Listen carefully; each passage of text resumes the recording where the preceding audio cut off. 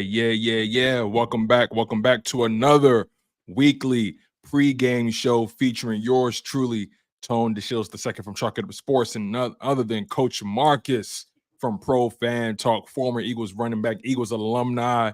Man, oh man, Marcus. What's up?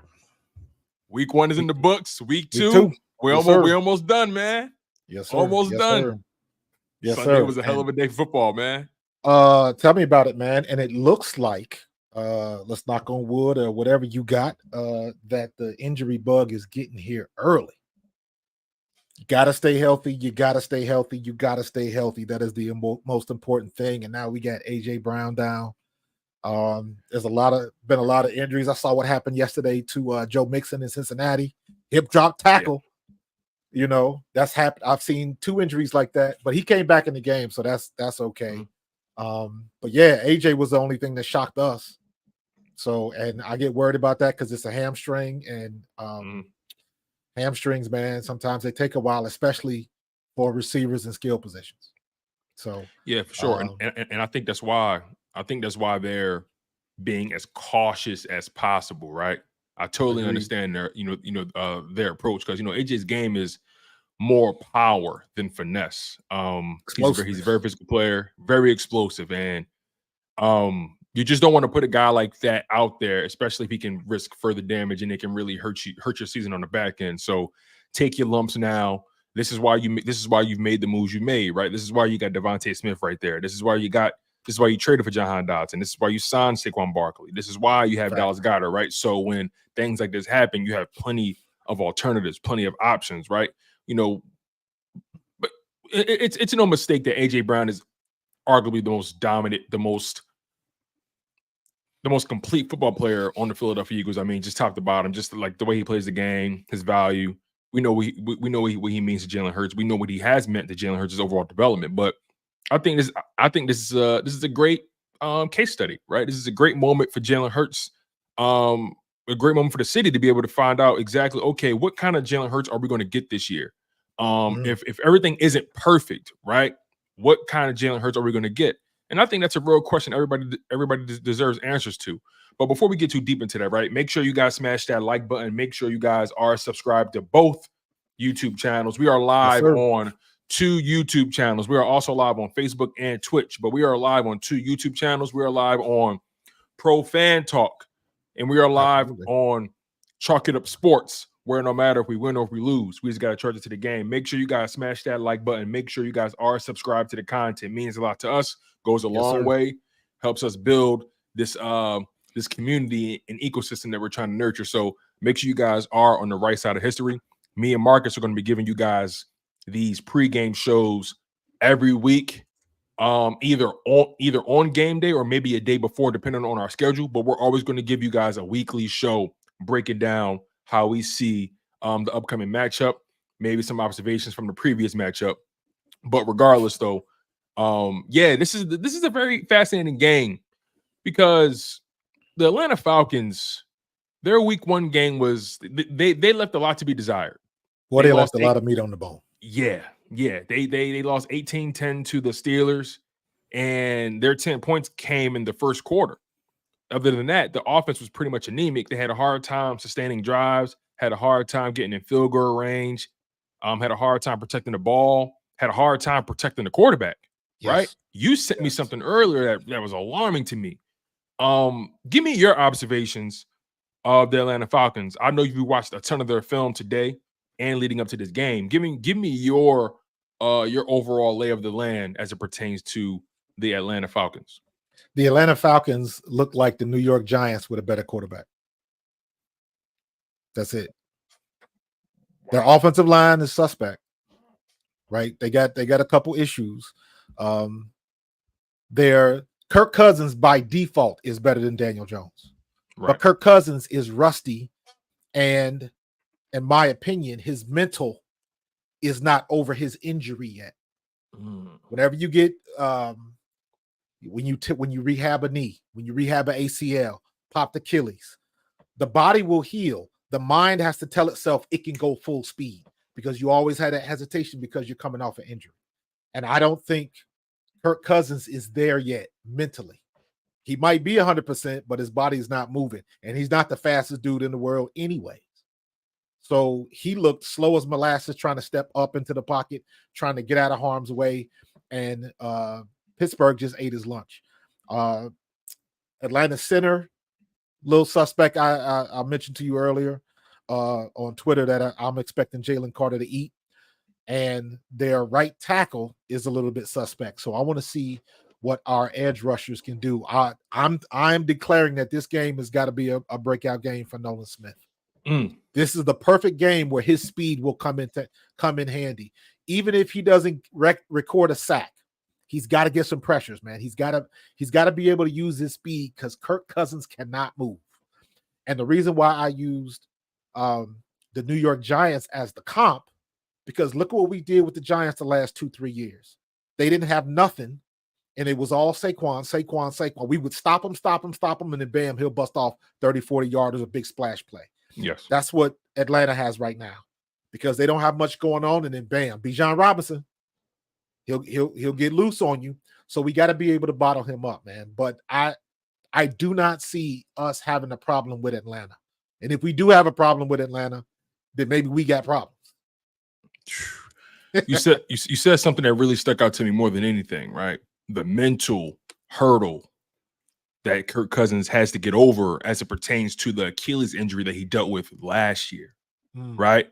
Pretty much missed the entire season last year, and somehow, some way, coming off of an Achilles injury, he managed to secure himself a 4-year, $180 million deal with the Falcons, $100 million guaranteed. And then they draft a quarterback in Michael Penix, who has his own fair share of injury history, who's 24 years old and likely won't be the starter until he's about maybe 27, 28, depending on how long Kirk Cousins plays out that contract. Oh no! So Penix will play this year. Wow, even with that contract being in being the situation with the Falcons, I don't think Kirk Cousins is going to last a year. Wow, it's funny because I look at it like this. Everything you said, I agree with 100%. I don't think Kirk Cousins is fully back mentally. Right. And I even will go as far to say that I think we're catching the Falcons at the perfect time. Agreed. Because I had the Falcons being the best team in their division.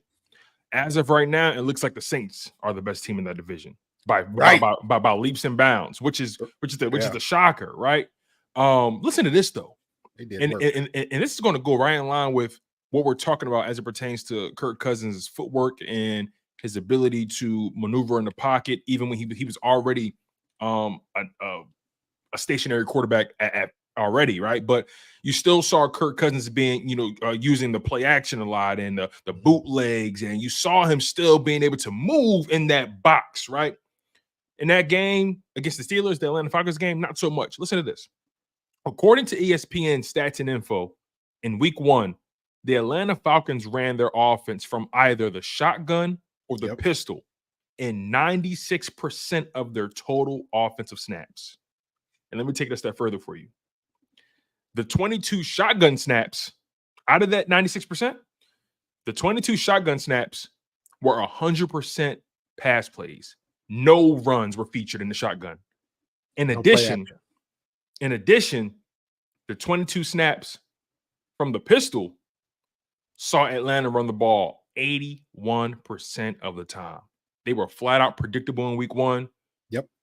Now, if they're competent, I do expect them to shake some things up. I expect the Atlanta Falcons to overcorrect as much as possible, but I don't know how much you can overcorrect someone's mental limitations as it pertains to this injury. I really think Kirk Cousins is battling something right now. He doesn't look, I know he said, oh yeah, week 1 rust. It looks like much more than just that. I agree. And here's another comp for you. Look at Brandon Ayuk in week 1. Sat out all camp. Give me my money, give me my money, give me my money. And then he drops 2 passes that hit him dead in the hands, 1 for a touchdown. It is something to be, there's something to be said for going into camp and going into a season sharp. Mm-hmm. You have been calloused. You have gone through the rigmaroles of camp, hitting the ground, getting popped a little bit. Your body gets used to that. And if you don't have that, you just are not sharp, period. Some guys can do that. but it doesn't look like these are two that can. Kirk Cousins in particular, I watched a couple plays where just him trying to step out of harm's way and step up in the pocket, he looked slow doing that. Like he is what he is. He's been a play action type quarterback. He's been in the stand in the pocket type guy. He's not known for his elusivity or anything like that. He knows exactly what he is, and he can't even do that to the right level right now. Marcus, he's not even driving the ball. Like it's like he can't. He doesn't look like he trusts the ground he's walking on. Yes, exactly. Like I watched that game from beginning to end because I knew we played him. I mean, it was an early game. I didn't have to watch that game, but I watched it because we're going to play the Steelers at one point or at some point, and we had the Falcons the following week. So I'm like, okay, let me scout the competition. Let me just see what we dealing with here. Yeah, their defense, okay, that's a different conversation because they're talented all over that defense, and you can make an argument there's talent on that offensive side, right? Kyle Pitts and Drake London, Bijan Robinson, right? Darnell Mooney, Ray McLeod. They got Kirk Cousins even. They got talent on the team overall. When you look at them on paper, you say to yourself, okay, this has to be a 10-win team at minimum. Like on paper, you see that. But he looks like he doesn't trust the ground he's walking on. He doesn't trust the stability. They had him in shotgun for a reason. A reason. They don't even trust him, or maybe he doesn't trust it, but whatever it is, they don't even trust him to turn his back to the defensive line to do a bootleg. Watch this. Did Aaron Rodgers look that bad? Same injury? I'll be fair. I didn't get a chance to really lock in on too many Jets games. But what did you see? What did you see from him? Aaron Rodgers looked like Aaron Rodgers. Aaron Rodgers' issues, it looks like he's not in sync with his offense yet. So timing, basically. But that's him learning his personnel. That has nothing to do with his physical ability. As far as him dropping back, taking off, and doing everything he needs to do at the quarterback position, Aaron Rodgers looked just fine. You can't say that about Kirk Cousins. And even if Kirk Cousins was 100% and we were not having this conversation, is Kirk Cousins somebody we really need to game plan? He doesn't scare me like that. Aaron Rodgers, maybe. Kirk Cousins missed one playoff win in his career. He doesn't scare me. He doesn't scare me, but Kirk Cousins is somebody that can play the quarterback position. He can throw the ball, but he's somebody that you probably don't want to bet on him in big moments. Right. But he can. Kirk Cousins will give you 4,000 passing yards a year, 30 plus touchdowns. Completing about 65% of his passes. Like Pause. Who on Atlanta is his Justin Jefferson? I feel you. Justin Jefferson can make you look real good. Exactly. I feel exactly. that. I feel that. That begs the question, right? Drake London, Kyle Pitts, Bijan Robinson in the passing game, right? Even other guys, Darnell Mooney, Ray McLeod. Not only is he coming off of the injury, he really didn't participate too much in offseason activities because of the injury. Meaning that the chemistry between all those guys is non-existent, damn near. So they got a new quarterback, new OC, new head coach, basically an entirely new offensive personnel, new offensive personnel added with the Ray McLeod and Darnell Mooney, right? You add those guys. Me personally, I'm not the biggest Drake London and Kyle Pitts fan. I'm just not. When I watch them play, I see guys that are solid, very solid. They will help you. They will help your team for sure. They're solid. But Drake London, if he was in Philadelphia, what is he, number 3? Yeah. And that's before the Jahan Dotson movie. We're going to talk about Jahan Dotson later on in the show for sure. But let's just say they didn't have Jahan Dotson. Drake London at best is a 3 in Philadelphia. Correct. Kyle Pitts, he's tight end number 2 in Philadelphia. Now, granted, Kyle Pitts has had a season that was better than any season Dallas Goedert has ever had in terms of yards, and that was when he had Matt Ryan his rookie year. But ever since then, it's kind of hard to judge these guys in Atlanta when they haven't had stable quarterback play over the past couple of years. And then you bring in Kirk Cousins, a guy, speaking of stable quarterback play, maybe not even standing on stable ground. Exactly. And then you got to look at the standpoint from when you watching film, right? What have you seen? And this kind of goes back into I keep the opinions to myself until at least week 4. Okay. Right. What did they show you in week 1 against the Steelers when they lost to a team that didn't score a touchdown? That part threw me. What did they show you? Who stood out? Who stood out where you got to say, we got to worry about him? Maybe I know they got to say that about AJ Brown. Yeah. I know they got to say that about Saquon Barkley.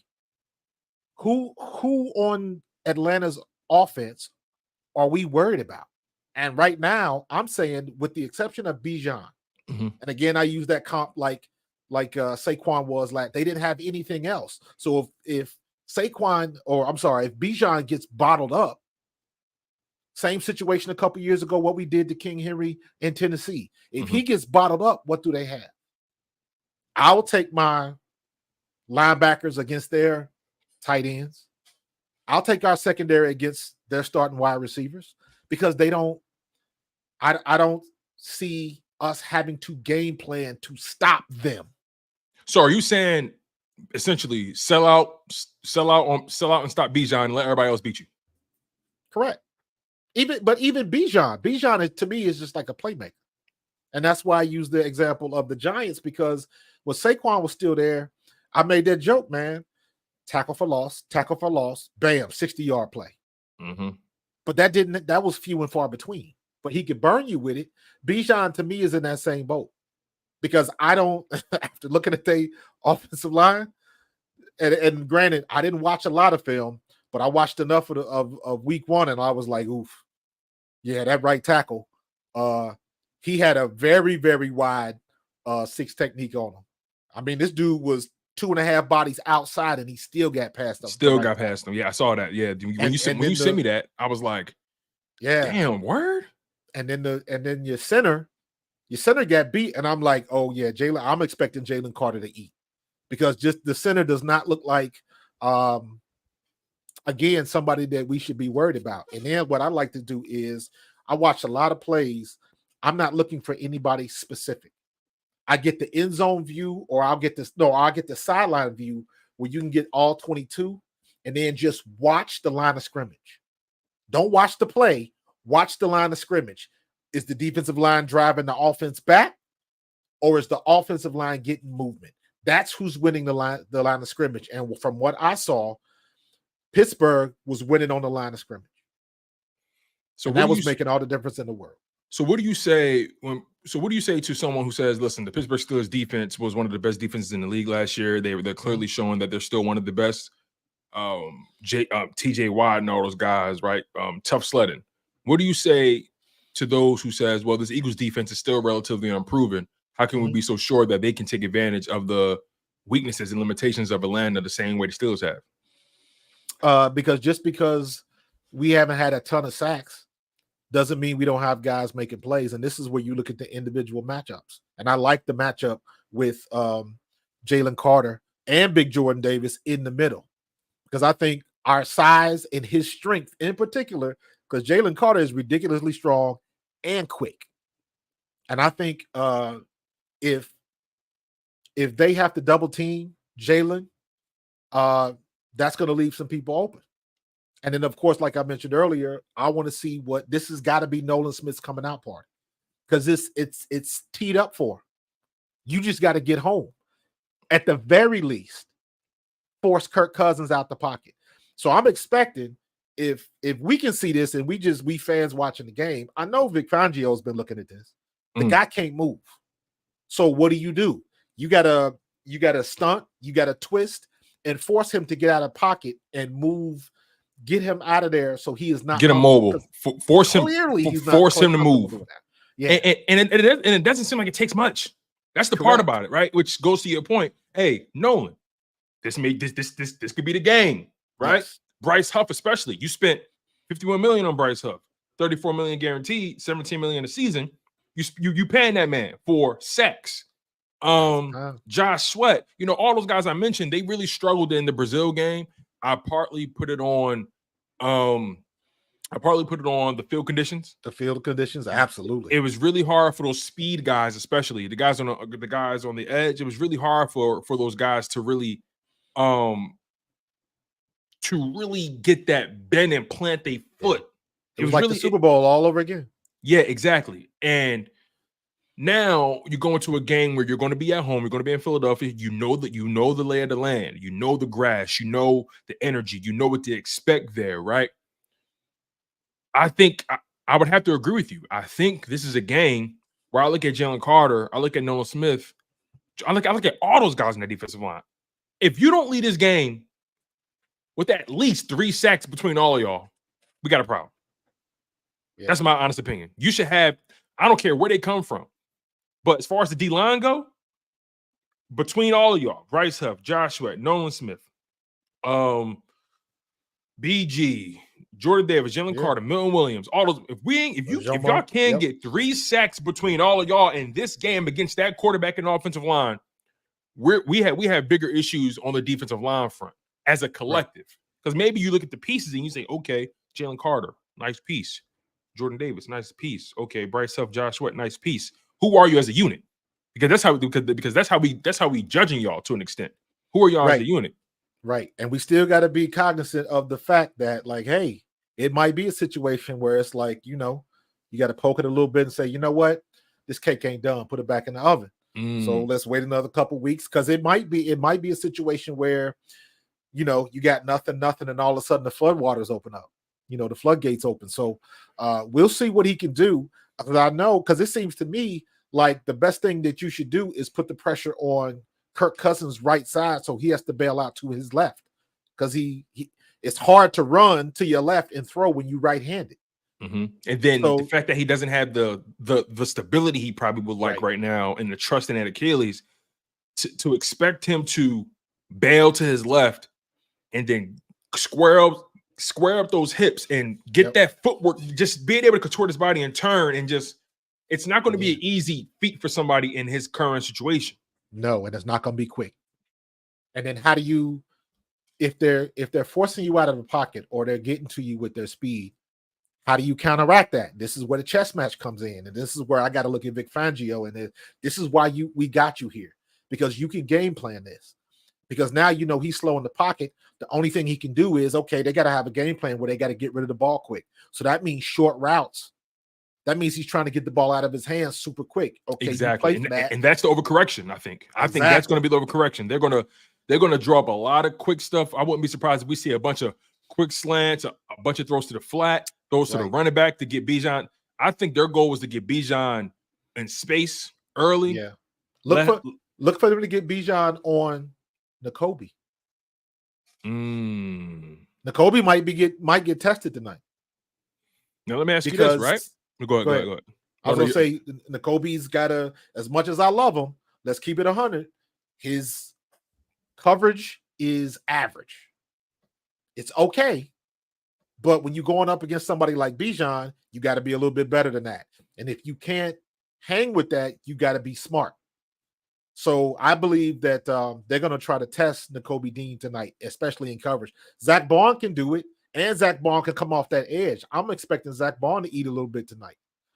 So I'm expecting him and Nolan Smith, either he's going to force Kirk Cousins to Nolan Smith's side or vice versa. So I would think that Zach Bond would probably be, because Zach Bond's on our left, which is Kirk Cousins' right. So I would expect Zach Bond to get a little action tonight too. So, we'll see what happens. But like I was saying about Nakobe, man, now that is a chess piece you would have to move, because let's be real, how many linebackers are going to be able to hang with Bijan Robinson in space? So they're going to be trying to game plan that a little bit, but they can't go to that well too many times. Right. And that's what I was going to ask you. I mean, like, how often can you really take advantage of something like that?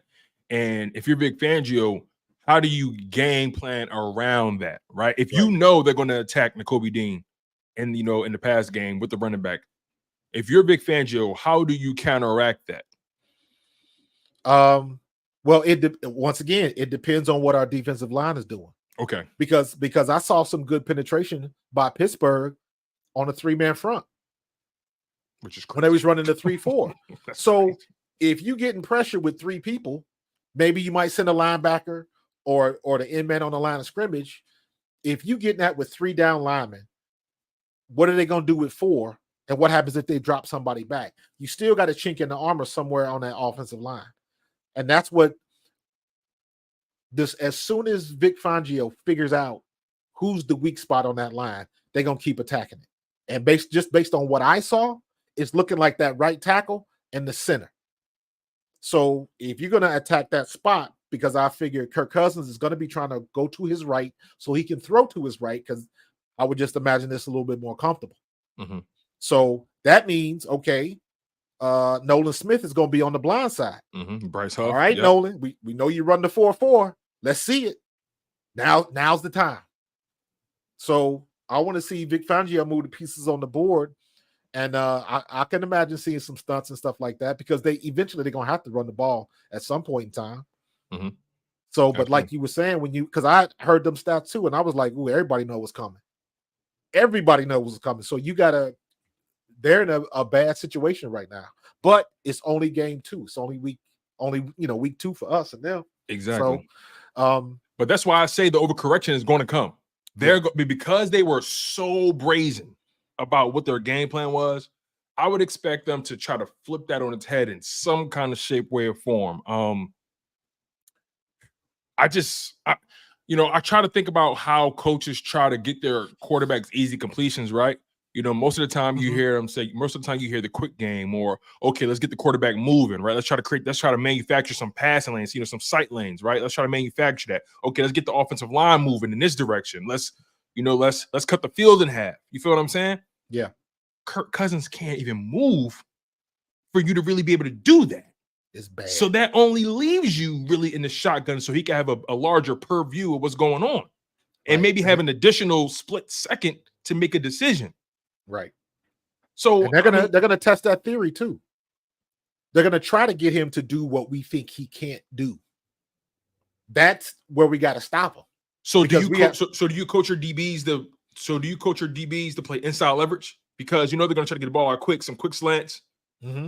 So you coach, listen, inside leverage until he proves he can drive that ball to the boundary. Do what you normally do until he shows you he can beat you. Do what you normally do. I like that. Don't get complicated.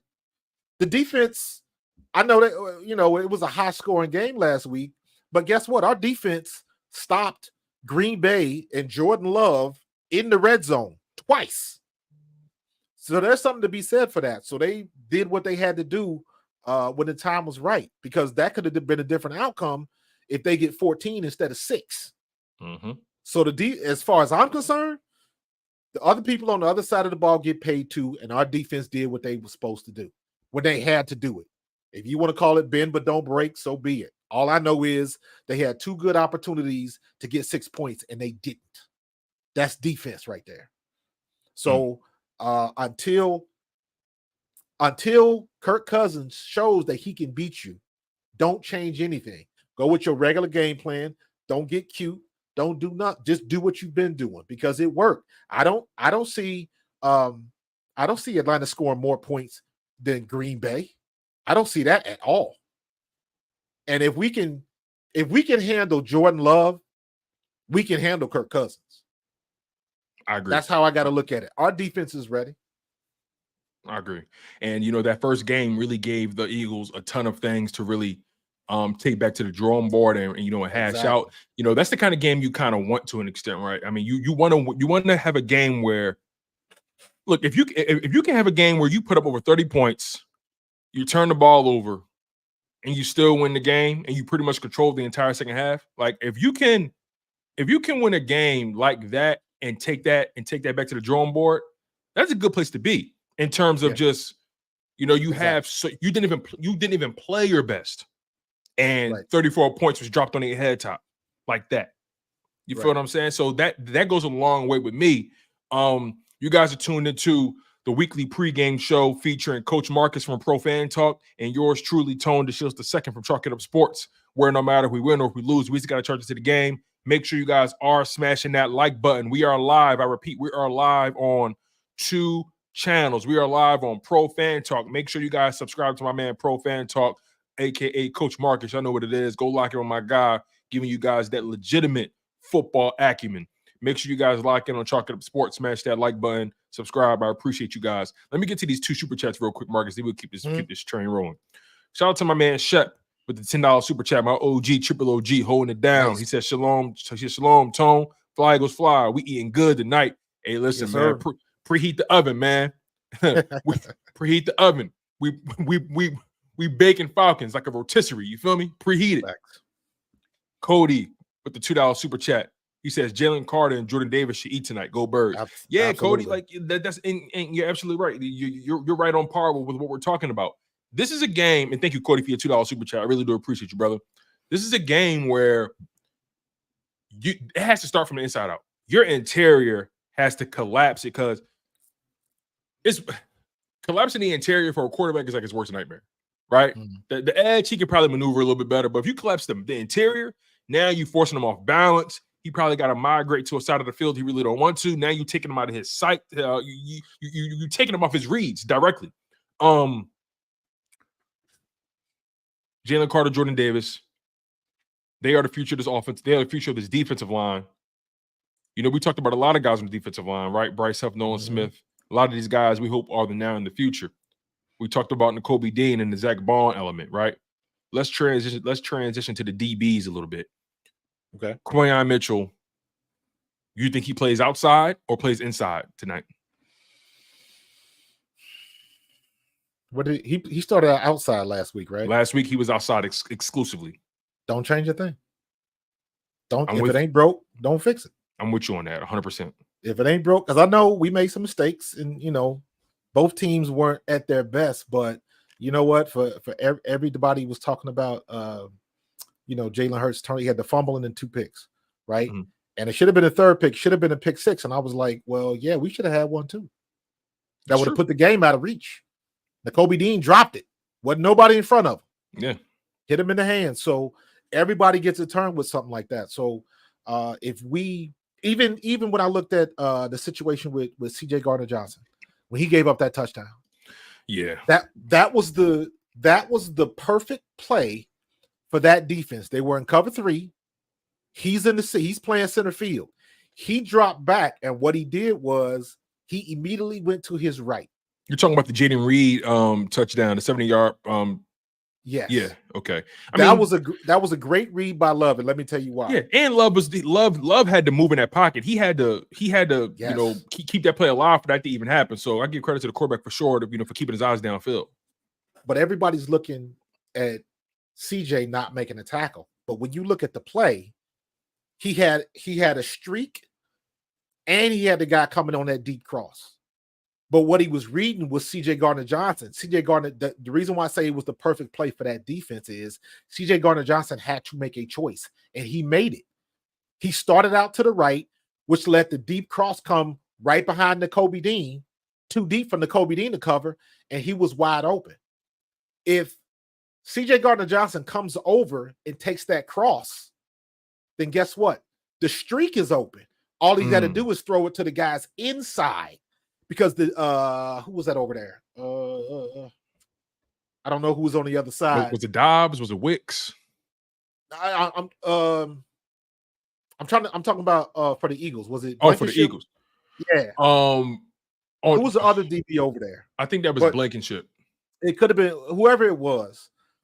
The receiver was because it looked like CJ didn't play it deep enough. That's what it looked like. Well, no, he was. No, I think CJ was fine. Jordan Love just read it. He just chose wrong. That's why I say the route was perfect because you know what? I might try to bring that up so I can show it. When CJ Gardner-Johnson goes to his right, he stops and comes back left, but he had already committed.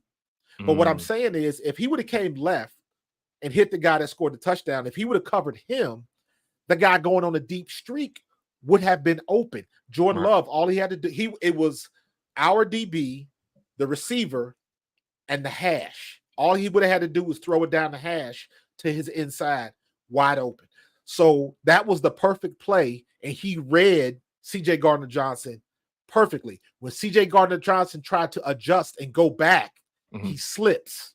That's all everybody saw. He recognized what had happened. He already knew he had screwed up. Well, no, he didn't screw up. He made a decision.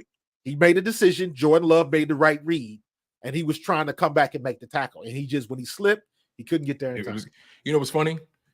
On 2 of their biggest plays, by the two of their touchdowns, two of their first touchdowns, both by Jaden Reed, who had an amazing game. Jaden Reed, it seemed like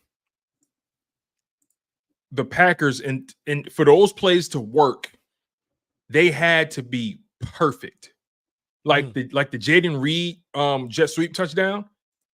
Yes. The blocking on, I think you said that to me actually. The blocking on it was perfect. Mm-hmm. If one guy doesn't make his block, that's not a touchdown. Right. And they were perfect on that singular play. The Jaden Reed touchdown, the 7+ yard touchdown, they had to be perfect. He had to make the perfect read in that moment. That speaks to the predicament that the Philadelphia Eagles kind of created for them during that game. The fact that Jordan Love, I mean, he was inefficient in that game. So then you bring that over to this Atlanta Falcons game, right? This Philadelphia Eagles team is a week better, a week more experienced with each other. Rested. They're rested, coming off 10 days rest. I think the Falcons are coming off 8 days rest. What do you think their plan is for the slot? Last game, Avonte Maddox did not look good. He struggled really bad. And I tried to throw him a little bit of bail because they had him practicing and training at safety all year, or all season rather. I tried to throw him some bail in that regard, but you played nickel primarily for the Philadelphia Eagles. It just seemed like that was beyond just, okay, I didn't, I wasn't playing nickel all summer or whatever. That just looked like somebody that couldn't hack it. So let me ask you again, like, what direction do you think they're going for the nickel? Are you rolling the dice on Cooper DeJean? What's your approach to this? Because me, just to unload the deck here, I'm rolling with Cooper DeJean, and I'm rolling. I'm taking that calculated risk. I'm letting my young boys cook, and I'm dealing with it now. So by the time we get deeper in the season, my young boys know what's coming. I don't mind Cooper DeJean. And you still got Isaiah Rodgers is going to be around. So you've got a little flexibility to move some people around, but I would go with DeJean. It's time. Now's the perfect time. You already know that Kirk Cousins is suffering. And bait him. Put the rookie out there. Guess where he going to? Guess where they're going to attack? If they, any offense worth their salt. You see a rookie on the field, go after him. You can kind of set some things up in that regard as well. So again, whatever they want to do, because to me, it's on Atlanta to show they can beat the Eagles at home on Monday night. I don't think they're ready for it. I think we have the better team. I definitely think we had a better defense. And we've got more weapons on both sides of the ball. So again, they don't have to do anything different. What's going on, Aussie Johnny? Checking in from Australia. Hey. They don't have to do anything different, man. Just do what you've been doing and see if they can beat you. If something's not working, then you adjust. But they ain't got to reinvent the wheel. I think Vic Fangio, this is week 2. Next week is where you're going to see some changes, because now we got film. Now we got 2 games worth of film. Now we start seeing tendencies. Now we start seeing tells. Now we start seeing patterns. Not quite there yet. So now what's a trend for you? 3 games, 4 games? What's a trend for you? For me, a trend is 3 games for me.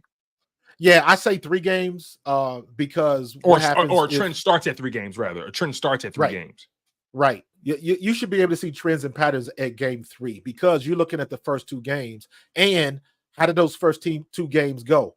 Was the offense just rolling? Did the offense get off 50-something plays? Did they run? Did they throw the ball 40-something times? You start to see stuff like that, and what they like to do and what they don't like to do. Prime example is of what we're talking about with Kirk Cousins. So after this week or going into next week, you'll be able to really see the game plans really get locked up, because now you're going to know, did nobody expect New Orleans to do what they did? So now everybody's on notice, and everybody going to go back and watch that Dallas game. So what can we tell about New Orleans? Because New Orleans ain't no pushover no more. Now they playing, Dallas is not. So you're going to look at it from both sides. We're going to be looking at that New Orleans games when it comes time to play Big D. So now we're just getting everything on tape, so you can go through film study and make the right reads. But again, Vic Fangio, keep doing what you're doing. Until Kirk Cousins shows me that he can beat us, I think we'll be fine. I feel that. Make sure you guys smash the like button. Make sure you guys stay locked in. You're tuned into the Eagles versus Falcons pregame show, the week 2 pregame show featuring my man, Coach Marcus from Pro Fan Talk. Make sure you guys go subscribe to his channel, and also featuring myself, Tony DeShills II from Chalk It Up Sports, where no matter if we win or if we lose, we just got to charge it to the game. Make sure you guys continue to stay locked in. The show only gets better. Marcus, I got to ask you this, right? Let's get to the offensive side of the ball. Mm-hmm. The elephant in the room. A.J. Brown's not playing tonight. Nope. Throughout the week, a lot of us were like, he'll play. They're just being precautious this week. You know, he doesn't have to practice but so much. Right. And then the closer you got to game day, the more the less practice time that man was getting. And it was announced, I believe, yesterday or the day before that he's out officially for this game. What do you think will be the Philadelphia Eagles' approach in compensating for the loss of A.J. Brown this week? I think Dallas Goedert is going to be the difference. I think they're still going to do the same thing. Once again, they have to prove that they can stop Saquon in our offensive line. Again, when you watch the game, watch that line of scrimmage. Who's getting off the ball better? Is it the offensive line? Are we getting movement, or is the defensive line pushing us back? And I'm not seeing that Atlanta's defensive line should be able to push our offensive line backwards. I don't see that happening. Now, they might get in on a couple plays and get some TFLs or something like that, but for the most part, we should be able to handle that defensive line and control the line of scrimmage. And if that happens, it should be Saquon left and Saquon right until they prove that they can stop it. And then, by the way, you forgot about the Slim Reaper back there. Y'all go ahead and do that if you want to. Everybody else that's tried, it's been bad for business. So you can go ahead and try to double them and do what you got to do. Mm-hmm. That's why I say Dallas Goedert, because they're going to try to put the pressure on Devontae Smith because they're thinking that you ain't got nowhere else to go. Jahan Dotson, now if you got a chip on your shoulder, now's the time to show it. Are you still worthy of that number 1 pick? Can you still call yourself that? Now's the time to show it. So he's got a little bit of extra to put on it this week because now he's looking at all of the people in Washington that doubted him. This is the game. This is the game. This is the game.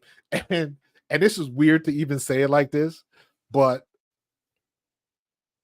all you got to do is be better than Quez Watkins. Yo, I'm so glad you said that. I was live earlier, right?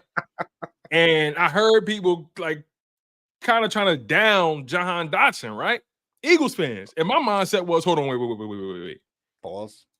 Y'all need to check your egos right now because not too long ago, we were dealing with a man by the name of Quez Watkins. Yes, sir. Not too long ago, we were subjected to a man by the name of Jalen Reagor, J.J. Arcega-Whiteside, the inconsistencies of Travis Fulgham, the lack of motivation by a John Hightower. Y'all need to check y'all perspectives here because none of those players have had a season like a Jahan Dotson. None of those players have even had a game like a Jahan Dotson has had throughout his career. You feel what I'm saying? So absolutely. If Jahan Dotson is my third option in this offense and he elevates to my, let me not say third option, but if Jahan Dotson goes from being my 5th or 6th option in this offense from being maybe my 4th or 5th option, come on now. Because best believe this offense is the pecking order now becomes Devontae Smith, Dallas Goedert, Saquon Barkley, Jahan Dotson, and that's the pass game. That's just the pass game. And maybe you want to put Jalen Hurts running ahead of throwing the ball to Jahan Dotson. Exactly. But I think this is a game where Jahan Dotson, I think Jahan Dotson leaves this game with maybe 6 targets, 5 catches, something like that. 6 targets. I was gonna say 4. 4, but it'll depend on what they do with him. Yeah. And again, people tried to say he looked lost last week. Well, for a guy who just got there a week before, the team had to fly to Brazil, so he really didn't get that much grass time. He still learning the playbook. I mean, he did exactly what he was supposed to do. He was a decoy. They used him in motion a lot. He only had like 1 target, and it was exactly. and the target was the near pick 6, right? That Jalen should never threw the ball, right? And Jahan didn't know the ball was coming to him. And he had no training camp, so it's just You Good gotta point, Blunt. you gotta take it. You gotta take it with a grain of salt and just look at it from the perspective of you got a guy now in Jahan Dotson who's capable of playing outside and inside. He's not just a slot corner. He's not just a guy that you just brought in to play. He can play the outside. He spent primarily his career playing outside. I think if I had to give you a arbitrary percentage, because it is somewhere, it's documented. I think he played roughly 64% of his snaps on the outside in his career and 36% on the inside, something like that. So he can give you both. Exactly. He can give you both. And if push come to shove, let's just say he don't know the offense. You can always tell him to run a slant. Simple as that. A slant. You can always do that. So it's hard to guard even when you know what's coming. So put him in motion. And this is where you say, I trust Kellen Moore.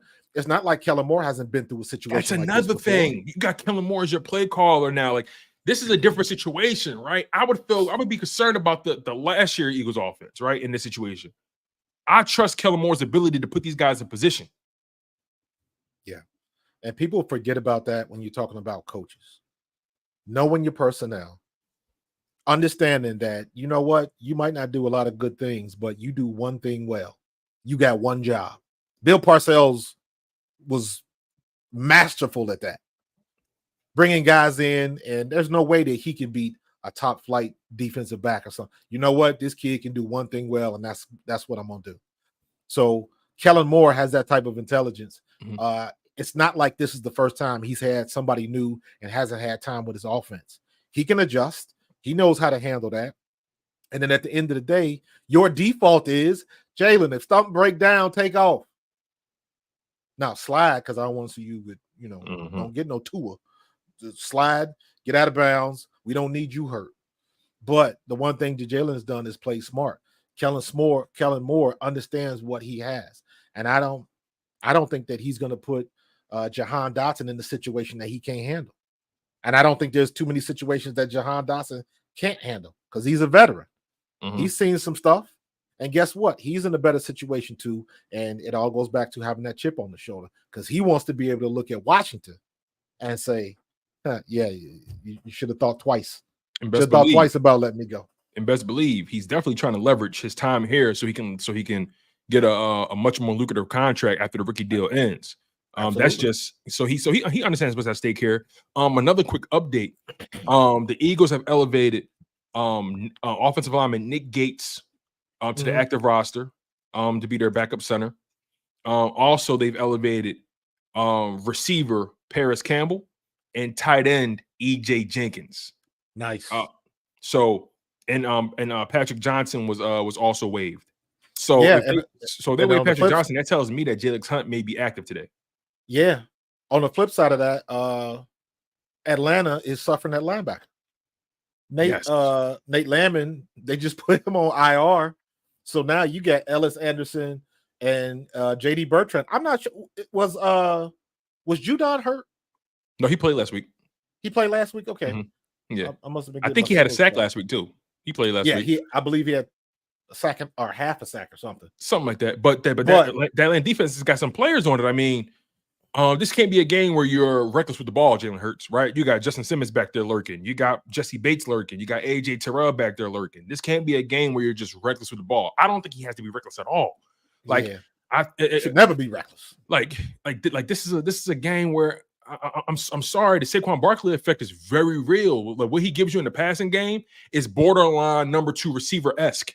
Right, like the instincts, the ability to run the routes, the ability to go up and get the ball at the high point. I mean, seeing him catch that wheel route and the way he contorted his body and jumped up and still got his feet in bounds, that's receiver shit. You feel what I'm saying? So that's another guy you have to account for. Yes, AJ Brown's not here. He's a walking mismatch. But also, Dallas Goedert is a walking mismatch. Saquon Barkley is a walking mismatch. Devontae Smith, don't sleep on him. He'll run through you if you let him. Absolutely. He's a very physical receiver, believe it or not. You know what I'm saying? Judon is not covering Saquon. Judon has one job: rush the quarterback. So who and I'm trying to look at that line because they are struggling at linebacker. They got the same problem we had last year at linebacker. They got Caden Ellis, Troy Anderson, and a 5th-round rookie, JD Bertrand, who played 23 special team snaps last week.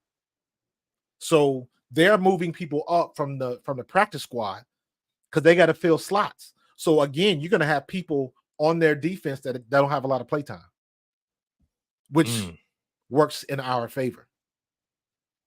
Because if you got somebody that hasn't been on the field that much and he's on Saquon's side and you're the linebacker and you got the running back, you got problems. Mm-hmm. And we should be able to identify that pretty easy. Again, I don't see anybody on that defense I should be scared of. You know, another thing about this offense, Kellen Moore made it very clear that he is not afraid to utilize all three of his running backs on any given play. Like there was a moment where he had Saquon and Shipley, I think, in the back, or Saquon and Gainwell in the backfield. I think he had Shipley lined up wide, and it was the personnel grouping was like, as a defensive player, I don't know what's coming. Right, I just don't, and I think we're going to see a lot of Kenny Gainwell, a lot of Will Shipley tonight, just using them in various ways, lining up at wide receiver. Like we have three running backs who legitimately can catch the ball from the backfield. Mm-hmm. So yeah, you're without AJ Brown, but you have so many people who can catch the ball and do something with it. I know Gainwell didn't have too many touches last week, but one play that stood out to me was when he caught the ball in the flat from Jalen Hurts, and Jalen Hurts doesn't throw to running backs like that throughout his career. He threw to the running back a few times in that game last week. He hit Kenny Gainwell in the backfield. Kenny Gainwell made two guys miss. Yep. You feel what I'm saying? Running with power, balance. So he makes the most out of his opportunities. Made the most out of his opportunity. Got you a key first down, a big one in the red zone. So it's just, yeah, AJ Brown, him not being there does change or alter what you want to accomplish to an extent. But I look at this team and I say to myself, there's still one of the best offenses personnel-wise that you can find in football. Absolutely. And who on their defense would you say, you know what? That person is going to be able to shut Jahan Dotson down. That's a good point. Maybe, and I guess it depends on what they're trying to do, because I wouldn't be surprised if they put AJ Terrell on Devontae. But I don't know if does Atlanta play a lot of zone? Do they play a lot of man? I'm not entirely sure about that, but I have a hard time believing that they'll travel. I don't see that coming. It's rare you see guys traveling these days because a lot of the time they play in zone anyway. But let me ask you this, right? Go ahead. I was gonna say it's funny you mentioned traveling because I was just thinking how Kellen Moore, we're using motion. You can travel all you want. It's going to the motion is going to neutralize that to an extent. Correct. He's going to find the matchups. If we go in motion, you got to give up your coverage. You got to give up your coverage if we go in motion. You got to. That's the beauty of it. Wow. So let me ask you this then, right? And we've been live for about 54 minutes. We got about 5 or 6 minutes left in the show, you guys. Make sure you guys stay locked in. Smash that like button. You're tuned into the Week 2 pregame show, your Eagles pregame show featuring Coach Marcus from Pro Fan Talk and yours truly, Tone Dishes the second from Chalking Up Sports, where no matter if we win or if we lose, we just got to charge it to the game. Make sure you guys continue to smash that like button. Make sure you guys are subscribed to both channels. We are live. I repeat, we are live on both channels. Make sure you guys stay active. Hit the like button and make sure you are subscribed, right? If you are Raheem Morris in that defense, right? You're in the film room. You're watching the Eagles film from the Packers game in Brazil. What are you trying to take advantage of? What are you trying to take advantage of if you're Raheem Morris? What are you trying to neutralize? Where are you divvying up your eggs? What basket are you putting your eggs in? That's the thing with Philly, man. They got so many weapons. So, okay. So it seems like everything is they're still trying to do a muddle rush to contain Jalen Hurts. So they try to get deep enough. They try to get as deep as he is, not too far, not too short. They want to be as deep as he is. So if he tries to step up in the pocket, they can shed their blocks and collapse the pocket. If he tries to go around, they can get outside and cut him off.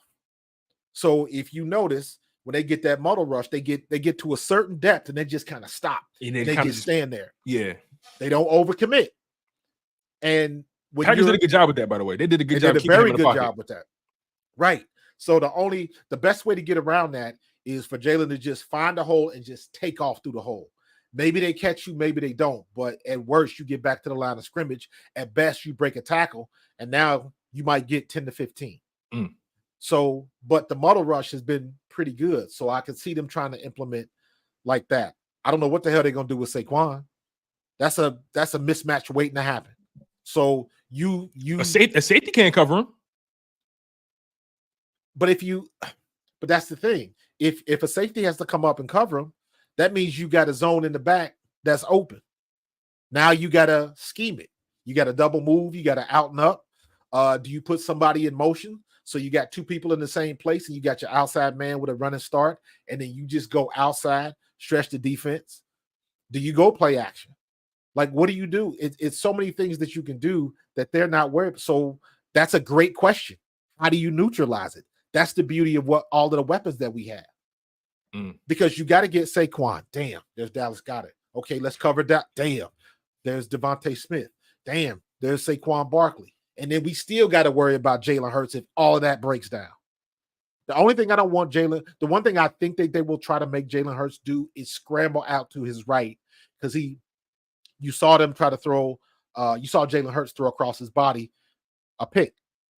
So now they're thinking, okay, if we can force him to the right, he's more likely to make a mistake because he throws more interceptions when he's rolling out to his right. So they might try to make that happen, but they have to make that happen. That means, they got to get a coverage sack and nobody's open. So he's got to make, either run it or he try to make something happen with his legs. So possibly they could employ that. I don't know. We haven't seen Dallas Goedert get off. So I'm thinking they're not really worried about Dallas Goedert right now. So maybe you can sneak him in. I like what we did with Jalen Hurts being under center. I want to see more of that. I am a big proponent of our running back getting the ball going downhill, not in pistol, not in gun, but in ace formation. You 6 yards deep and your quarterback reverses out and sticks that hand out and get them linebackers moving. That's what we want. All we want to do is get them linebackers moving, because if they move, that means they're giving up the middle. And if they got your free safety, depending on what coverage, if they got to come up to support, that means something's open deep. That's the chess match. So there's a lot of different ways we can go. And, Kellen Moore is still opening up the book. He hasn't shown everything yet, far from it. But just based on what I saw against Green Bay, hopefully we ain't slipping and sliding like we did in Brazil, so we can get a good start. Matter of fact, what's the weather like on the East Coast, Marcus? I believe it's going to be a little bit windy tonight. I'm in South Jersey, so it looked like it was getting overcast, so I was like, it's going to be rain tonight, but I don't think it's supposed to rain. But it is. We are supposed to have some windy gusts. So what that means is let's get the ball in the end zone and not worried about field goals. Final question for you before we get out of here, my man. I really appreciate you. It's always fun talking to you, my guy. You know how we get down. With everything that we said and broke down, both sides of the ball for the Philadelphia Eagles, give me your keys to the game for the offense, the Eagles offense, and give me your keys to the game for the Eagles defense. Keys to the offense is get the ball to Dallas Goedert. I think using him today will offset a lot of that pressure that we are going to have because A.J. Brown is not there. So they're going to focus on Devontae Smith, and they're going to test Jahan Dotson. I would like to see Jahan Dotson get a catch early just to get him established. And it's like, we ain't skipped the beat. Next man up. Let him know that let him know he's a threat. Understood. Exactly. So, and on the defense, Jalen Carter got to eat. That's it. I expect Nakobe Dean to be as advertised. I expect Zach Bond to be advertised. I expect our secondary to play just like they did last week. Not as many mistakes because we done had a week to clean some of that stuff up. That's about it. I'm expecting our defensive line to dominate the line of scrimmage. And of course, don't let Bijan Robinson get a big play. I love it, man. You guys, this has been our pregame show. You know the vibes, you know the energy. Now how we get down here. Make sure you guys smash that like button. Make sure you guys are subscribed to both of our channels. Please go subscribe to Pro Fan Talk. His channel is growing very fast. He's talking Eagles football. He's talking WNBA. He's talking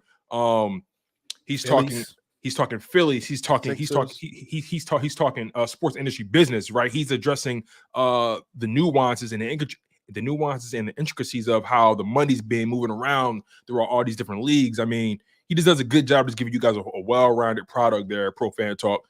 And I really love what he does. I love talking to him. This is a relationship that I'm going to continue to nurture. This is my OG here, man. I appreciate the guys so much, man. Whenever my perspective is a little bit whenever my perspective is inflamed or a little impassioned, right? He's the guy I talk to that, to kind of just say, hey, all right, well, look at it like this, right? Yeah, man. Let's pump the brakes. Let's bring it down a little bit. He gives you that inside perspective. He played the game before on every single level you could think of. And I'm grateful to have this friendship here. So make sure you guys stay locked in. We appreciate y'all so much. Smash that like button. Make sure you guys are subscribed to the show. Subscribe to Pro Fan Talk. Subscribe to Chalk Up Sports. Marcus, any final words before we get out of here, man? Any final hurrah for the people as they go into this matchup? Man, let's just I want to see our Eagles for first home game this year. Take care of business. That's it. I don't want no silly plays, no silly penalties, and let's get out of here with a clean game, no injuries, nothing like that. So I just want the Eagles to do what we know they're capable of doing. That's simple. Yeah, I made the bold prediction, and it's a shame that this is bold, but I made the bold prediction that this Eagles team is going to leave this game with no turnovers. Nice. So that's my mindset. That's my mindset here. I think we've already seen the worst version of this Eagles team. I think this Eagles team can only get better. And that's how I feel about it. But nonetheless, you guys, we appreciate y'all so much. Again, you got to smash that like button. Ooh, I'm glad you said that. I did not give a score prediction at all. I'm so glad you said that. Because I know last week my score prediction was 31-23. I had us beating them by 8 points. You were on it. You said it was going to be a high score game too. Yeah, because you had it what last week? I had like 24-17. 24-17, something like that. So you had us beating them by 7. I had us beating them by 8, but 31-23. We actually beat them 34-29. If I had to put a score on this one, I think the Philadelphia Eagles win this game. Give me 33-23.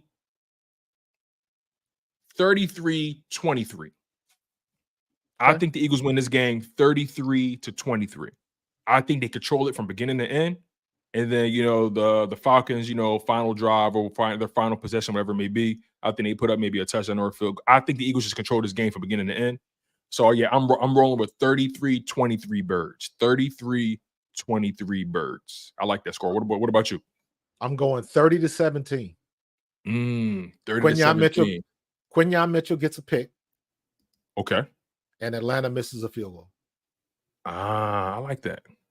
Well, it's going to be a fun game, and I can't wait. And I can't wait to kick it with you next time we speak, my friend. Yes, so, and as usual, I'm looking for my guy, Nakobe Dean. I want to see him ball out as usual. Sure. I am efforting to get Nakobe on the show. I'm efforting. For sure, man. I can't wait for that one. I can't wait. That's gonna be dope, man. You already got the connect, so I can't wait until that conversation happens. Eagles fans, thank y'all. We appreciate y'all. Falcons fans, thank y'all. We appreciate y'all. Packers fans, I'm sorry, but it's all good though. We appreciate y'all. Smash that like button. Make sure you guys are subscribed. Once again, subscribe to Pro Fan Talk. Subscribe to Pro Fan Talk. All you gotta do is go on YouTube and search Pro Fan Talk and go subscribe to Chalk It Up Sports. Where no matter if we win or if we lose, we just got to charge it to the game. I've been your humble host, Tony the Show's II. He's Coach Marcus. And it's game day, baby. Let's get this done. Go Birds. We out of here.